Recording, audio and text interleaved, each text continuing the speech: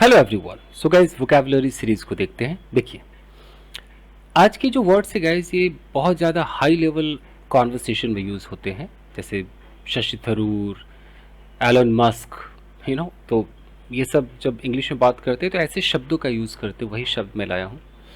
जैसे यहाँ पर एक वर्ड है एस्ट्यूट, कई बार इसे अस्ट्यूट भी प्रोनाउंस कर दिया जाता है। ये एक एडजेक्टिव है। अब इसका इस्तेमाल हम कहाँ पे करते हैं? मान लीजिए कोई पर्सन है, कोई व्यक्ति है। अब हम इस व्यक्ति को कहते हैं एस्ट्यूट, यू आर एस्ट्यूट। इसका मतलब हम कह रहे हैं कि तुम दिमाग के बहुत तेज हो, तुम्हारी तीक्ष्ण बुद्धि है। तीक्ष्ण बुद्धि का मतलब है कि you have an ability to understand things quickly. तुम चीज़ों को बहुत आसानी से समझ जाते हो। एंड मेक स्मार्ट डिसीजन, और तुम अच्छे डिसीजन, स्मार्ट डिसीजन ले सकते हो। तो अगर ये काबिलियत है आपके अंदर, इट मीन्स कि आप क्या हैं? आप हैं अस्ट्यूट। अब इस पर अगर इसके सिनोनिम्स देखे जाएं एस्ट्यूट के, तो क्लेवर भी बोल सकते हैं, शार्प, बहुत ही शार्प माइंडेड है, इंटेलिजेंट है, वाइज है, बुद्धिमान है।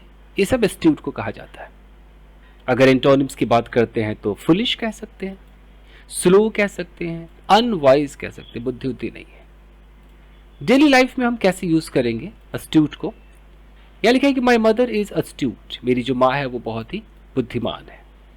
When it comes to saving money, जब पैसे बचाने की बारी आती है, ऑन ग्रॉसरी शॉपिंग, जब राशन वगैरह खरीदा जाता है उस वक्त वो पैसे बचा लेती है, मतलब वो अस्ट्यूट है।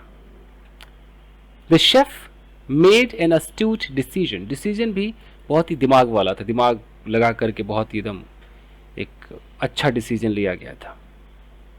तो अस्ट्यूट, क्योंकि अस्ट्यूट के अंदर आपने देखा है कि यहाँ पर स्मार्ट डिसीजन भी लिखा हुआ है, स्मार्ट डिसीजन।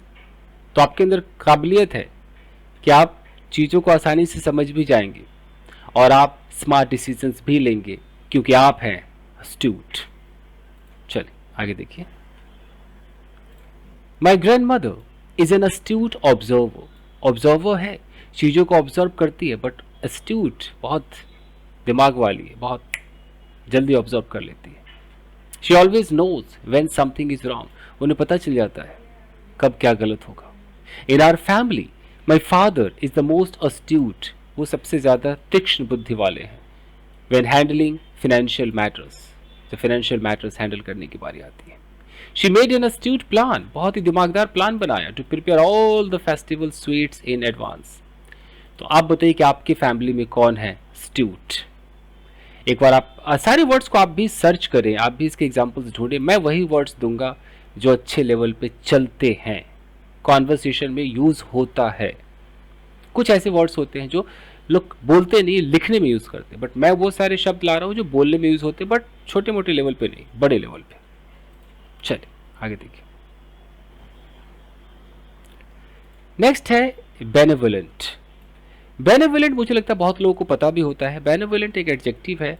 हम ऐसे इंसान को बेनेवोलेंट कहते हैं जो बहुत ही दयालु है, बहुत ही परोपकारी है, उसका दिल बड़ा है, चैरिटी दे दे, दूसरों के बारे में वो सोचता है, मतलब कि दयालु टाइप है। तो मतलब काइंड कह सकते हैं, जेनरस कह सकते हैं। तो kind, generous and well meaning towards other, दूसरों के प्रति वो काफी जेनरस रहता है। सिनोनिम में और इसको काइंड हार्टेड कह सकते हैं, कंपैशनेट कह सकते हैं, चैरिटेबल कह सकते हैं। एंटोनिम्स क्या होगा बेनेवोलेंट का? सेल्फिश, क्रूअल, बहुत ही मीन है बंदा। एग्जांपल्स देखिए guys. My grandmother is a benevolent woman who always feeds the poor in our neighbourhood, यानी कि मेरी जो दादी माँ है वो बहुत ही दयालु, परोपकारी महिला है, जो पड़ोस में जो गरीब लोग हैं उनको वो भोजन कराती है। द बेनेवोलेंट शॉपकीपर, एक दयालु दुकानदार ने गेव एक्स्ट्रा राइस, थोड़ा सा ज्यादा चावल दे दिया, टू द नीडी, जरूरतमंद को, नीडी फैमिली को, विदाउट चार्जिंग देम, बिना पैसे चार्ज किए। इट मीन्स कि वो बेनेवोलेंट था, वो कंपैशनेट था, वो जेनरस था। और देख लीजिए, in our family my father is known for his benevolent nature, मेरे पिताजी जाने जाते हैं अपने दयालु वाले स्वभाव के लिए। Always helping relatives in need, जब भी रिलेटिव्स को ज़रूरत होती है वो हेल्प करते हैं।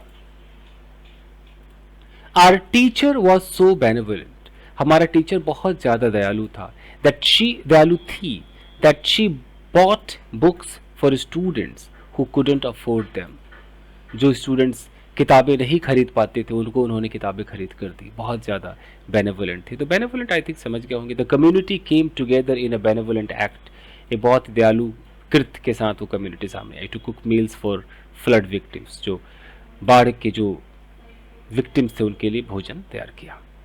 खैर ये तो बेनेवलेंट था। अगला जो वर्ड है गाइस, इल्यूसिव, इल्यूसिव वर्ड है, कई लोग इल्यूसिव भी कह देते हैं।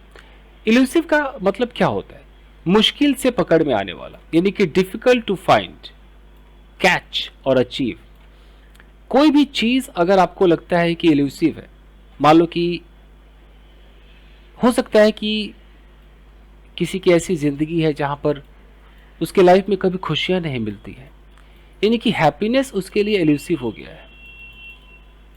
हैप्पीनेस उसे जल्दी उसके हाथ में नहीं आती, पकड़ में नहीं आती, तो वो इल्यूसिव हो गया है। हो सकता है कि सक्सेस, सफलता इल्यूसिव है, इनके आपके पकड़ में नहीं आ रही, बहुत दूर है। तो कोई भी चीज हो सकता है कोई इंसान ही इल्यूसिव है, वो भी आपके पकड़ में नहीं आ रहा है। इल्यूसिव का मतलब कि डिफिकल्ट टू फाइंड, कैच और achieve. Synonyms mysterious kind of match कर सकता है, लेकिन मिस्टीरियस से ज्यादा मैच करेगा हार्ड टू ग्रैस्प, मुश्किल है उससे पाना। स्लिपरी है, हाथ से छूट जाता है, पहुंच नहीं पा रहे आप, पकड़ते भाग जाता है, इल्यूसिव है। अनरीचेबल, ये भी बहुत अच्छा सिनोनिम, अनरीचेबल। एंटोनिम्स क्या होगा? सब कुछ क्लियर है, ओबियस है, अंडरस्टैंडेबल है, साफ साफ समझ में आ रहा है, इजी टू अचीव है, ये सब हो सकते हैं। डेली लाइफ में देखिए कैसे यूज करेंगे। The perfect recipe for crispy samosas remains elusive to me. अब रिमेन्स इल्यूसिव का मतलब क्या है कि ये जो रेसिपी है समोसा बनाने का, क्रिस्पी समोसा बनाने का, वो हमेशा, रिमेन मतलब बरकरार रहता है, इल्यूसिव, इल्यूसिव मतलब दूर रहता है, मेरे हाथ में नहीं आता, मुझे पता ही नहीं चल पाता। Grandpa secret spice mix is elusive, वो जो सीक्रेट मसाले मिलाते हैं वो इल्यूसिव है, मुझसे दूर है। No one can replicate the exact flavour, कोई और वैसा कर नहीं सकता, वो सबके हाथ पहुंच से दूर है। Finding a peaceful moment in a house full of kids is elusive. जिस घर में बहुत सारे बच्चे हैं उसमें अगर आप शांति के दो पल ढूंढेंगे तो इल्यूसिव है, बहुत दूर है, आप उसे पकड़ नहीं सकते। द थीप वॉज इल्यूसिव, चोर बहुत दूर था। Escaping from the police, police से भाग रहा था। Every time they try to catch him, जब भी वो कोशिश करते पुलिस वाले, वो थीप भाग जाता, इल्यूसिव हो गया था, पहुंच से दूर चला गया था। A well-balanced diet is often elusive when you love junk food. अगर आप जंक फूड पसंद करते हो तो बैलेंस डाइट आपके लिए इल्यूसिव हो जाता है। तो क्या क्या इल्यूसिव हो सकता है?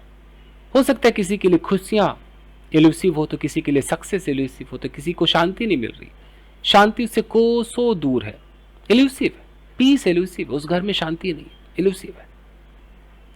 सच्चाई कोसों दूर है, इल्यूसिव है। न्याय नहीं मिल रहा है, न्याय इल्यूसिव है। प्यार नहीं है, ट्रू लव नहीं है, ट्रू लव इज इल्यूसिव।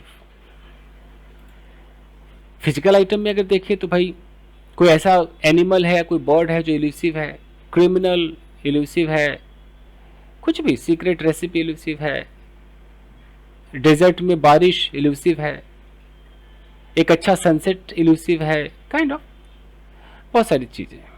चलिए आगे देखते हैं। नेक्स्ट जो वर्ड है गाइस, इसे हम कहते हैं कॉग्निजेंट।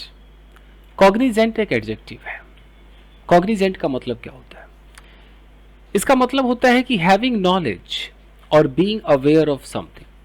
अगर आप हैं और आपको अगर किसी चीज की जानकारी है, अगर आपको किसी चीज की जानकारी है, आप उसे जानते हैं, आपको उसकी नॉलेज है, आप अवेयर हैं, इट मीन्स कि आप कॉग्निजेंट हैं। यानी कि सिनोनिम है अवेयर, कॉन्शियस, इन्फॉर्म्ड, माइंडफुल। नहीं, इसका एंटोनिम में जाना है तो अनअवेयर, इग्नोरेंट, ओब्लिवियस, ये सब इसके एंटोनिम्स हैं।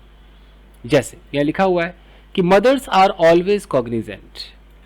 जो माएँ होती हैं वो कॉग्निजेंट होती है, उनको सब पता होता ऑफ देयर चिल्ड्रंस हेल्थ, अपने बच्चों के हेल्थ के बारे में एंड वेल बींग।